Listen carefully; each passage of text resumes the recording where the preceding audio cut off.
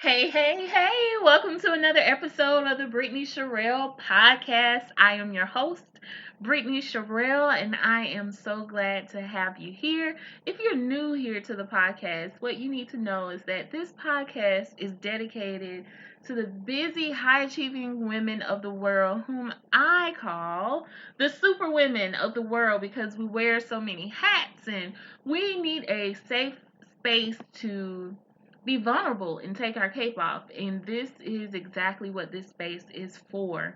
Also, my promise to you is that every episode will be 10 minutes or less because we busy. We are busy. We don't have time for the foolishness, okay? So I will always get straight to the point so that you can get back to doing the things that fulfill you. So today's topic is, are you happy?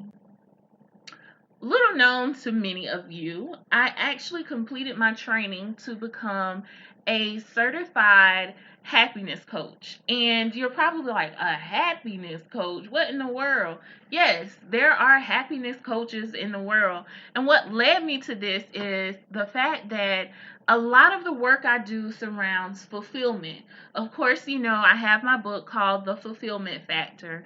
And my whole story, my whole purpose story, the story of how Brittany Sherell came to be in this space is all centered around fulfillment. And one of the biggest elements of fulfillment is actual happiness. Okay, that's really what we're all hoping to experience more of is happiness. So I decided to venture out and take things a bit deeper. Some of you know, some of you don't know that I coach high achieving women and help them get unstuck and create lives they actually love. Well, what better way to do that more effectively than to learn more about the psychology of happiness, right? So there you have it. I am now a certified happiness coach. So today's episode is about, are you happy? Okay. Back in 2013, there was a study done that showed that only 1 in 3 Americans were considered themselves to be happy. 1 in 3. That was in 2013.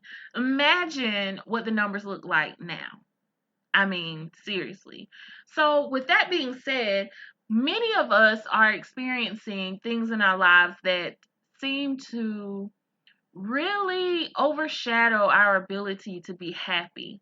Well, today I want to give you 3 strategies to help you reconnect with happiness. How about that? So, you will walk away from this podcast today with 3 strategies in tow that you can implement today to reconnect with happiness so that it shows up in your life. Okay? So, strategy number 1, lose the conditions. We often tell ourselves, I will be happy when I get the new job, when I make more money, when I get the dream car, when I get the dream man, yada yada yada. Lose the conditions, okay? Focus on the emotion of happiness, not the outcome. Like, don't focus on attaining something specific in order to be happy. Focus on creating that emotion for yourself. Think about the emotion you think you're going to have when that condition comes to pass. And what you'll find out is that you can actually create that emotion on your own. Yeah. Interesting, huh? Pretty cool. So lose the conditions. Don't believe the hype because once you get the car, the man, the money, it's going to be something else that you feel like you need in order to be happy. So don't cheat yourself out of true happiness chasing conditions. So, number 2, set boundaries. Boundaries are super important contributing factors to your happiness. You have to unapologetically set boundaries that protects you, that requires other people to show up a certain way when they step to you. So set boundaries and enforce them. Don't just set them and forget them. Set them and enforce them, okay, for yourself and others.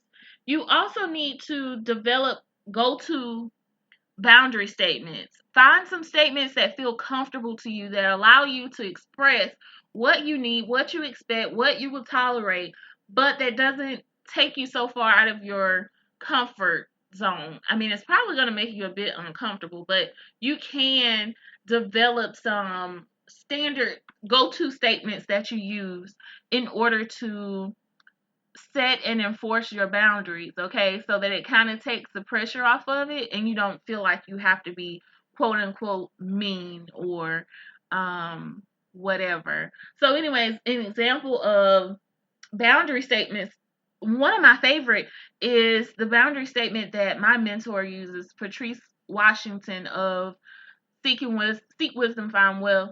She always says that when people give unsolicited advice or thoughts or opinions, she'll sometimes hear them out and then other times she won't. But regardless, she uses a 4-word phrase. She says, "Thank you for sharing." She keeps it simple. She doesn't go into details about why she doesn't care about their opinion or, that their opinion remind them it was unsolicited. None of that. Just keep it short and simple. "Thank you for sharing." Keep it moving. Go on about your day. So that's one example of using a boundary statement. Another example of using a boundary statement is, when someone invites you to something you don't want to go to, right? Well, one of the boundary statements that I use is, "I appreciate you for thinking of me. However, I have other plans," right? So those other plans don't necessarily have to be going out somewhere or committing myself to a different event or anything. When I say I have other plans, baby girl, that might mean I'm just stretching out on my couch watching movies all day, but those are the plans I have for me. They are what I choose to spend my energy and time on, and I have that prerogative. So you do the same unapologetically. Tell those folks, "I appreciate you thinking of me. However, I have other plans," and don't feel bad if your plans are to kick it at home, okay, and do nothing. Also, another way you can flip that is say, "I appreciate you thinking of me. However, I'm committed to other priorities right now." So maybe you don't feel comfortable saying, "I have other plans." So just say, "I have other priorities right now." Okay, I've committed myself to those priorities, right? That's great for even when people want you to invest in something financially and you kind of want to do it to support, but then you kind of know you shouldn't. No, you've already committed yourself to other priorities right now.